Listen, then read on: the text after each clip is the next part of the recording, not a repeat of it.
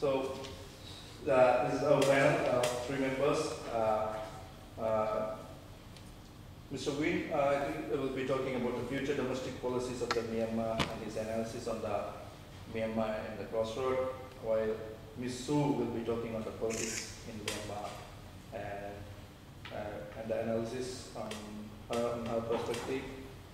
And on my left, Larry Jagan is going to talk about a little bit detail than the other two. Is talking about the change that is going through. So is this the change real? So how much has the change taken place? And is this the change a permanent one, or is it going to be reversed? So if this is going to be reversed, what are the obstacles that is facing that is going to be, it happened to be an irreversible process? And we'll talk about the structure of the government of Myanmar, and we know that it was under military rule for the past many years. So let's talk about the role of the army and its future, and of course he will be also talking about his assessment of foreign policy in Myanmar. So I will invite Mr. Larry Jagan to talk about the Myanmar and its Crossroads. Thank you. It's always interesting when the topic is Myanmar at the crossroads. My first apology is that I will call it Burma. Not because of any political reason, but for nearly 60 years I've called it Burma. It's difficult not to. I had a discussion with the Speaker of the Upper House in Phnom Penh recently, and he told me, you've got to change. It's now Myanmar, the whole world agrees it's Myanmar. It's going to take me a little while to transition into calling it Myanmar, but I agree in principle I should, but apologies. But Burma at the crossroads suggests 2 things. First of all, it's geographic, and I think its geographic location is actually incredibly important. It is at the crossroads between Southeast Asia, China, and South Asia. And that gives it a unique position. There's been a lot of debate and discussion, even here in Thailand. I remember having long discussions with Thaj Bunad when he was the Permanent Secretary of the Foreign Ministry 10 years ago, whether in fact Burma was a South Asian country or a Southeast Asian country. Of course, representing Thailand, he thought Burma should be a Southeast Asian country. But I know that Mr. Win's former boss, Win Ong, used to say, no, we're really as much a South Asian country as we are Southeast Asia. It is geographically in the middle. And that gives it incredible advantages, but it also means that it's strategically important in terms of the future. And of course, if we're talking about Burma at the crossroads, we're also talking about the future. Is this change from a military dictatorship to some form of democracy? The regime, of course, still calls it guided democracy, fairly apt, but it's moving very rapidly. So it's a very appropriate topic. A lot of people, of course, are talking about the changed Burma. The change has already come to Burma. I still caution anyone who believes that things have really changed. Some things have, but has there been real substantive change? I think the jury is still out. It's probably a good place to digress. As a journalist, and I know Srimpit's one always accuses me of being a skeptic, because you're a skeptic. It's true, I am a skeptic because that's my job. As a journalist, you have to be skeptical. You have to pursue things that may not be very comfortable for governments. And in fact, as a journalist, I've faced a lot of problems in the past, being banned from various countries, including Burma. I was banned from Bhutan in the past, because I reported for the BBC on the Nepali-speaking Bhutanese refugees in the camps in Kathmandu. And that was very uncomfortable for the Bhutan government. I have to say that ban lapsed. It was in place for a good 10 years, but I am now welcomed back in Bhutan. I've been banned for the last 8.5 years from Burma, but I have good news. I saw the Minister for Information in Phnom Penh 2 weeks ago, and he told me he's going to give me a visa. So in the next 2 weeks, I hope to be going to Burma. Some people would say, that's evidence of change, isn't it, if you've been banned for 8.5 years? Well, I'll wait and see. The jury, I think, is still out. I know international leaders are flocking to Burma to endorse the regime in many ways. David Cameron, Manmohan Singh shortly. Clinton was there in December. Of course, Southeast Asian leaders have always been going in and out of Burma because of its relationship. And there's even talk that Wen Jiabao is going to rush to Burma to meet Aung San Suu Kyi. I believe that there is a trip coming up, but I suspect he'll be more cautious about meeting Suu than Manmohan Singh or the other international leaders. So Burma has become the fashion, the topic of the day. So what's really happening? There's no question that the 1st of April, for me, was another step in the process of change. The successful holding of the by-elections, not necessarily who won, but that also, but the fact that they were free and fair. I, for one, was very sceptical that they would be free and fair. Although friends of mine in Burma said to me, don't worry, it doesn't matter if they're not free and fair. The regime is so keen on Aung San Suu Kyi being elected, they'll manipulate the vote to support her. I'm not sure I would agree with that, and Mr. Win may not either. But there's no doubt these were free and fair elections, and that was important. And of course, Aung San Suu Kyi's party won 43 of the 44 seats that they contested, of the 45 that were actually contested on the day. That's also significant, because it's the one element of change that I think the leaders of Burma had overlooked when they set up the constitution and had the elections in 2010. I'll come back to that. The NLD, the pro-democracy movement, was, if you like, was like an orphan. It didn't fit into the structure of the future Burma that was established essentially in 2008 when the constitution was ratified by a referendum.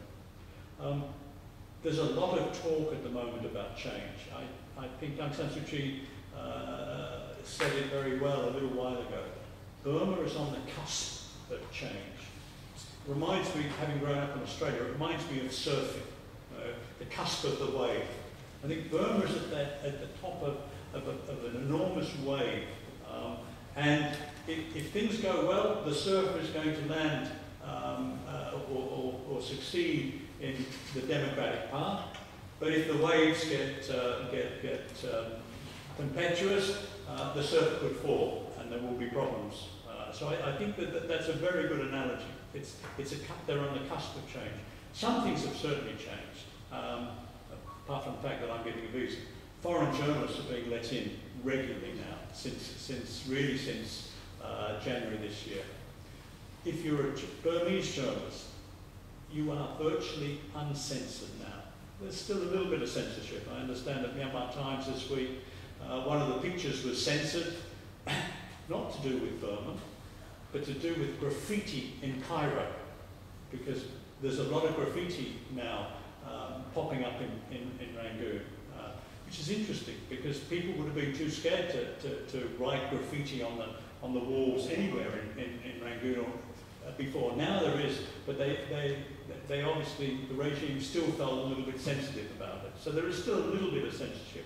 But for a journalist, in Burma, it's certainly changed. There are still no areas. You cannot criticize the government openly. You can criticize some policies. You can criticize corruption. You can criticize environmental damage. You can actually criticize the massive flow of Chinese investment in the Mid-Sudan. But you can't name corrupt officials. When 2 papers or 3 papers did, they're being sued for libel. But that's actually a good change. You know, rather than prevent you writing or broadcasting, retroactive action. I mean, that's what happens in Singapore, in Thailand, even in the UK. So that's a good thing. People, the most amazing thing that people tell me, and my wife just came back from Burma, she went on her own because I wasn't allowed to accompany her. She said, it's unbelievable. People are field free. They will talk about anything. They sit down in the bars, in the coffee shops, in the street, and they openly talk about anything. The pictures of Aung San Suu Kyi.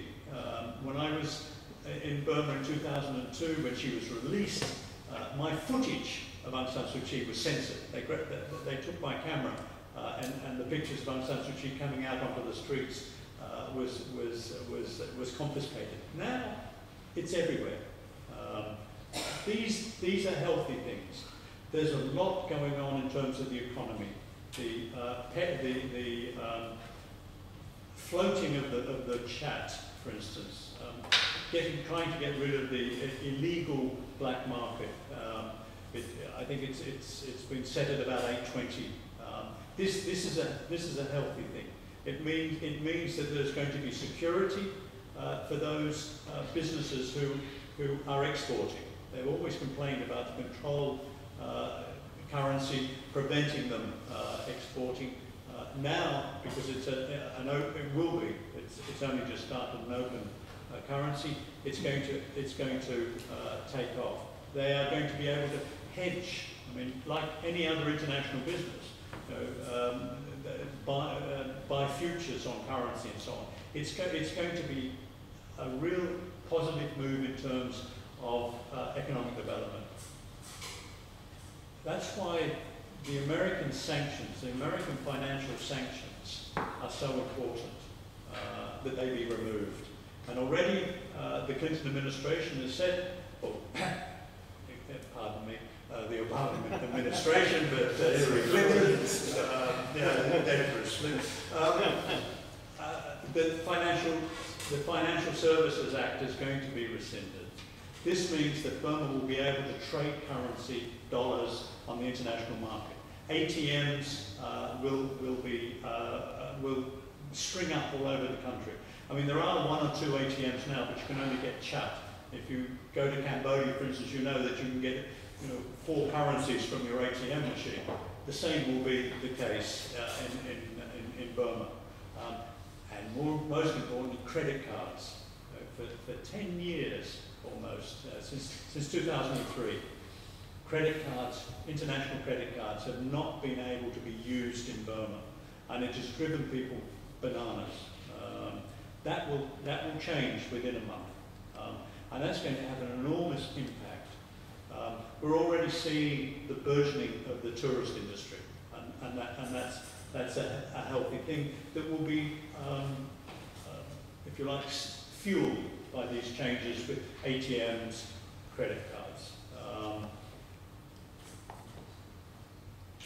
However, if you want to go to Burma in the near future, you better book your ticket now for about 6 months hence. The planes are absolutely full. You cannot get a seat. There are already Air Asia is looking to open new flights and so on. So and the planes are not full. Well, they are full of tourists. It's businessmen. When I was in Phnom Penh, I talked with some friends about the direct flight from Phnom Penh to Rangoon. I said, who's on the flight? I can't imagine there are many tourists. They smiled and said, well, there's always some journalists. Well, it's the only route where you get visa on arrival in Rangoon is from Phnom Penh, although I think they're stopping now. So there's always 10 or 12 journalists. But 50% of the plane are businessmen. A lot of foreign businesses based in Phnom Penh, restaurateurs, hoteliers, and so on. interior designers, because they're going to have to build hotels, more hotels, and so they need interior designers. It's good business in Thailand as well. I have friends in the interior hotel interior business who've already for 4 months, they didn't dare tell me, but for 4 months they've been making a trip once a month to Burma to actually work on some joint projects. So things, the economy is going to take off. Sanctions are rolled back even more. It will be even more growth. As soon as the IMF and the World Bank are allowed, and the ADB are allowed to work openly in Burma, then there will be infrastructure programs and so forth. The economic future for Burma is very bright, and as a result, the economic future for those businesses in Thailand, even Phnom Penh, India, is also very bright. It's excuse the word, it's virgin territory in some ways, because Burma has been so isolated since 1962 when Ne Win seized power. If businessmen ask me, should we be getting on a plane to go to Burma to invest now, I say to them, you should be getting on a plane to go to Burma to do a recce. Don't invest just yet. There are very positive signs. I'm confident that it's going in the right direction, and that in 12 months' time it will be a very different Burma from the one that we've even seen today. But I would still be cautious, because not everything is positive. And that's what I wanted to talk about. One of the things that Tan Shui did, because he was so scared, excuse the personalization, of the future, of someone moving up the ranks like Ne Win did and he did, to get control of the army, a powerful man who decides to take control of power once again. What would happen to his family? So he was worried about the political and economic future of his family. So he devised a system that actually is quite democratic. I mean, I think he looked around, he looked at Indonesia, he looked at China, not him alone, but he was the moving force, and decided actually these systems don't suit me. They may suit Burma, but they don't suit him. So he decided that what was needed was an American pluralist approach. And so he had the legislature as one body of government that passed laws, made recommendations to government. He had the executive, the president, the ministers, who had to be elected by Parliament, but then resigned from Parliament. They are independent of the Parliament. That's why we had the by-elections. These were for ministers. And then you had the army that was taken out of the political and government sphere. So you had these three stools or institutions of government that were separate. There are one or two crossover points, like the National Security Council, which is true in any country. But he deliberately wanted them to be separate, so that there would be no possibility of another Ne Win or Tan Shui seizing control of the government. Now that, of course, has allowed a lot of change. I mean, that is a very healthy thing. But it also means things are never certain. At the moment, it's still the president who holds not complete power, but really still holds the most important position. His yes or no is crucial. And of course, when he doesn't like some of the parliamentary bills, he says no. Although what's interesting is what's happened recently. He said no to government service, government civil servants getting a pay increase because it was going to cost too much. And Parliament just insisted, no, we are not going to back down. And eventually, Thein Sein had to accept that this was the will of the people. And the reason for that which could raise the problem in the future, personalities. We have two speakers in the Shui Man, who is the speaker in the lower house, and Kin On Min, Kin On Min, not the vice president yet, who's one of the obstacles, but who actually former soldiers. Tor Shui Man, when he was in the army, that's what he was known as, was the third most important general in Burma in 2009 when I wrote my book. And now, in fact, I can't tell you who, but a very senior advisor in the government told me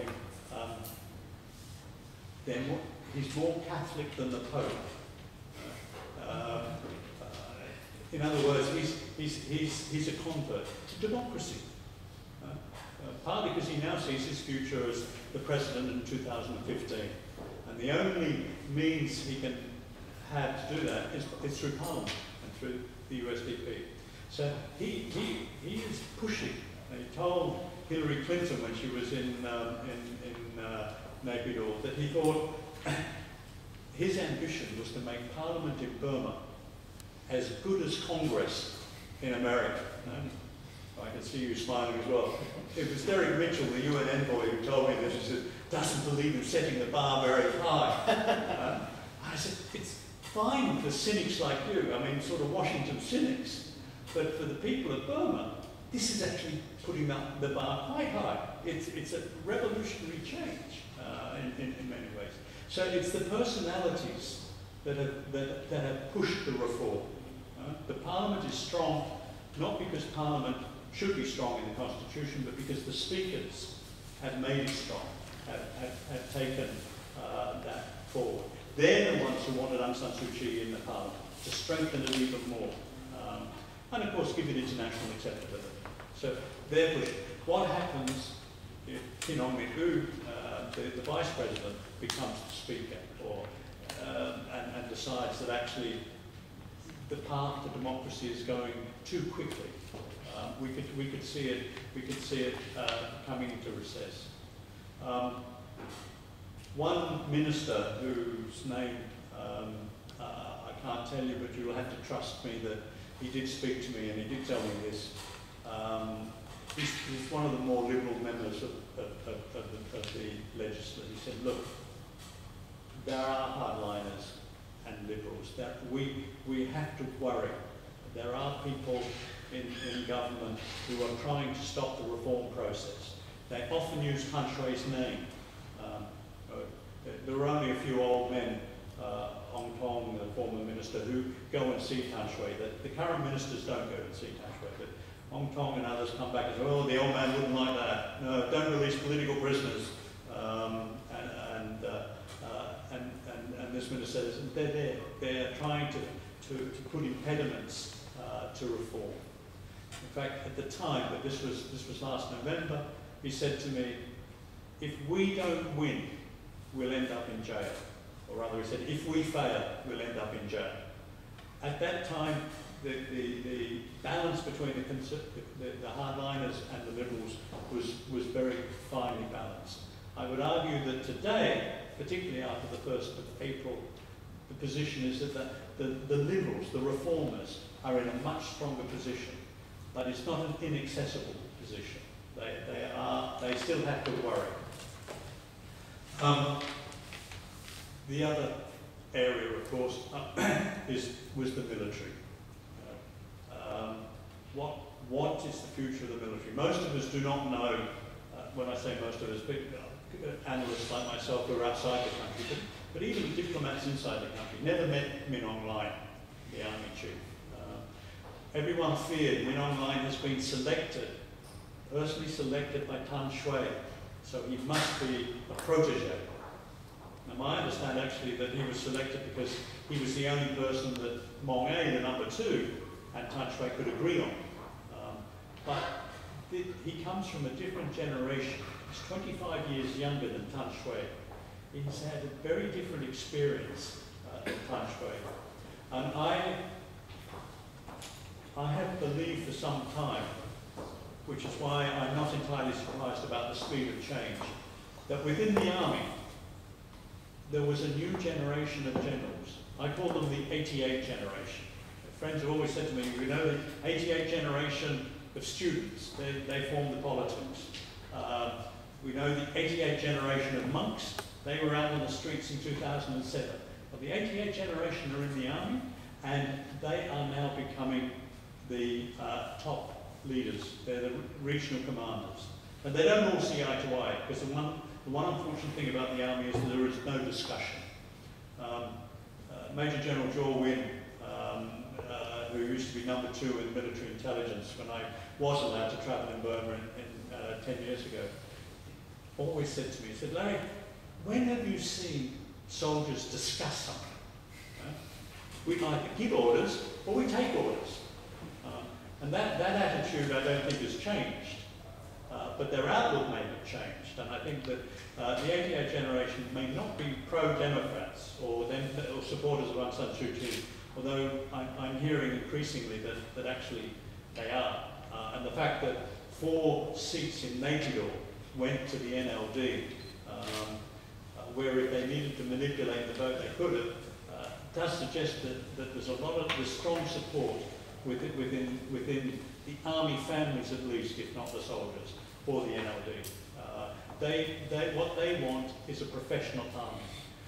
Min Aung Hlaing told Hillary Clinton in December last year, there will be no more coups.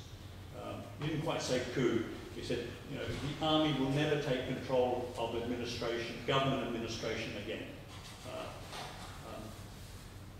Friends of mine told me that's because they know, it's a bit like Syria's Suntis, that when the army takes control of government, it doesn't do a very good job. And so the army is looking to be a professional army. Also, they have had, I know a lot of Western critics say,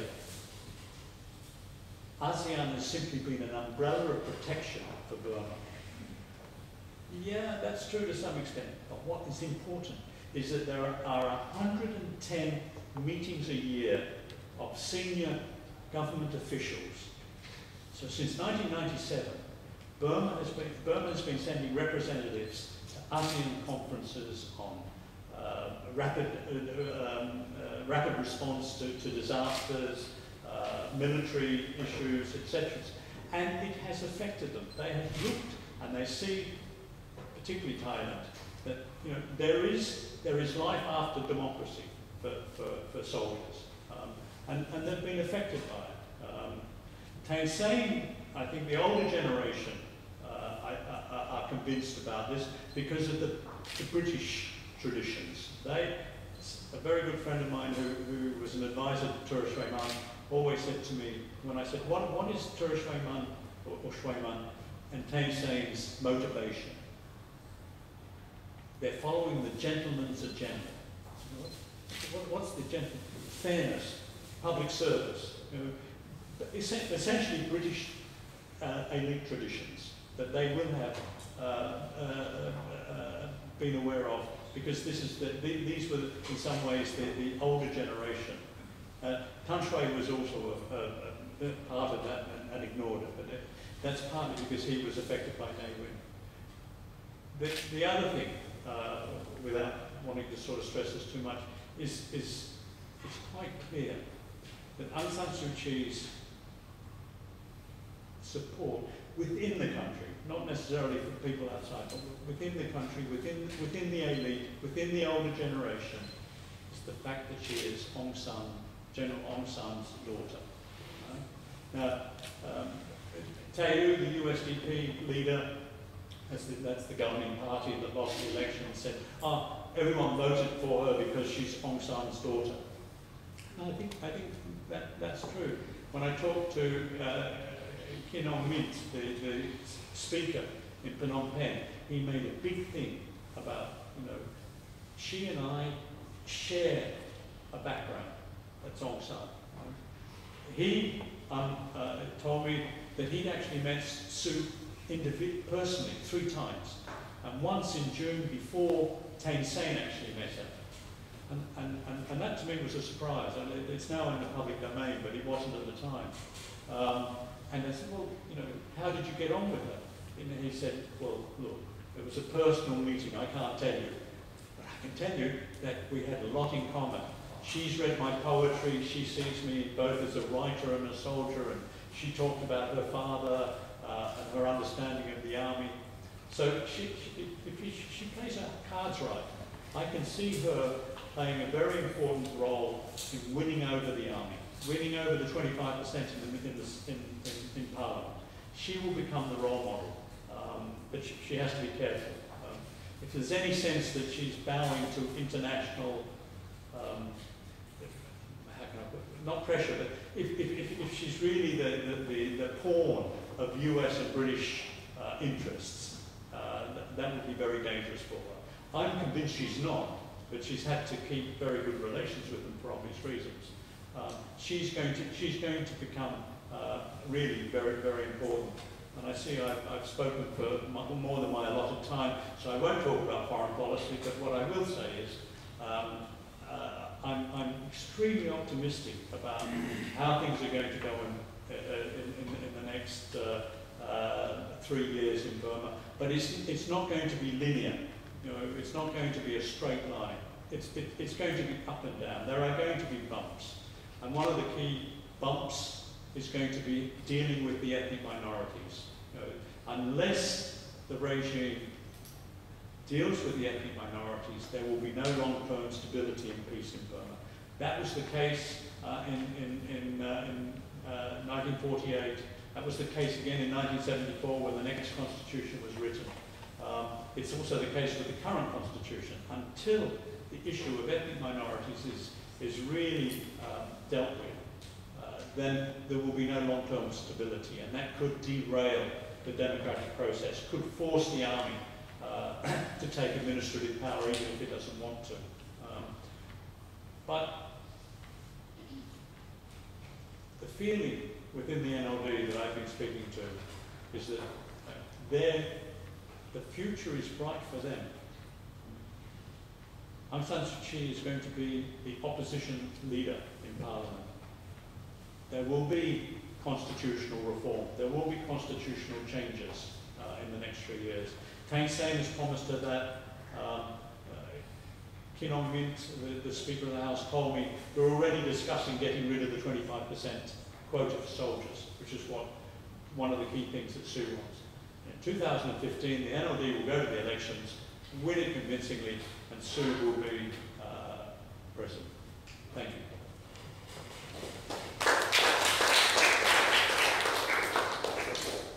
It was quite interesting, Jagan. Then I will invite Ms. Mwan Phroe to talk about political inside the politics inside Myanmar. Good afternoon, everybody. My name is Mwan Phroe, and I come from Arakan State, Burma, which is in other words Rakhine State. And firstly, I have to, as the same that Mr. Jagan said, I have to excuse to Mr. Win. And here we are discussing about the Burma, our own personal feeling, and I think we can still be friends after this discussion and also in the future. Yes, people are talking about the noticeable changes in Burma, and the whole media has been highlighting that Burma is changing into the international stage. And I ask questions to myself, and my presentation will be full of questions because I don't really know what's gonna happen into Burma. I'd like to know from the audience. So, are the changes in Burma really noticeable? Yes, according to the media, especially the current changes like political prisoner release and engagement with the international community, and the winning of Aung San Suu Kyi and the popularity of NLD. But in Burma's case, some stay very pessimistic to if the case comes into the ethnic minority groups. So let me start with the topic. Burma domestic politics is sadly not democratic yet. I think you don't mind me for bringing this up now because I'm afraid that I'm going to miss some of the points that I'm going to talk. So, actually 25% of the seats in parliament are from the military elites and 51% from USDP. And this is also one of the Burmese government side. And Daw San Suu Kyi just have 8% of the parliament seat right now, and another 16% belongs to the other ethnic parties and others. So, whenever an issue comes into the parliament meetings, when things are decided by vote, always Burmese military and the USDP government wants the majority vote, and it seems like everybody feels in the parliament meetings. Let me pick up a very recent issue. It's happened in 29 March in the parliament meeting that the Arakan states they are forced to change their national flag and national with the reason of the unsuitability with the current situation. I think this is not really a democratic process that the Burmese government should force to the ethnic minority.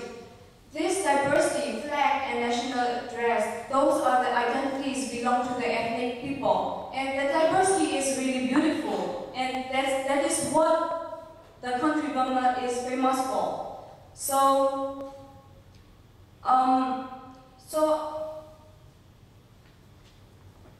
in fact, times in half. So this kind of things are really happy news, but let's see how are other things that we need to fix. So for me, right now, Daw San Suu Kyi and the party NLD cannot make any changes in the parliament because 87% of the seats belongs to the military elites and Burmese majority. Inside of the country, as an ethnic group, we are very cautious about the relationship between Thein Sein government, Daw San Suu Kyi, and the exile. Because the exiles are open now, are welcome now to come into the Burma, and we see that Thein Sein government is really wants the academic exile to work with the government and to engage in a very positive way. So who is gonna to be benefit out of this engagement? Thein Sein government, Daw San Suu Kyi, and the elites. And exile. So we stay questioning to each other, and we still making the discussion between the students. So as a second questions we have to ask to the parliamentary and Daw San Suu Kyi and also the exile group that what changes has been brought to the ethnic minorities. Actually, they are given the equal opportunity, but not the equality. This is what I understand in democracy. Democracy gives the equal opportunity to everyone, but equal opportunity doesn't mean this equality. But I think Mr. Lorji can forget about the Kachin War that's currently happening in Burma, and I like to add it into my points. When we talk about the changes, what's happening with the war and the peace talk, and everybody might see that a lot of peace talk is holding between the Thein Sein government and also the opposite ethnic arms group. Actually, I don't want to say it's a civil war. Everyone is expressing as in a civil war. Actually, civil wars needs to involve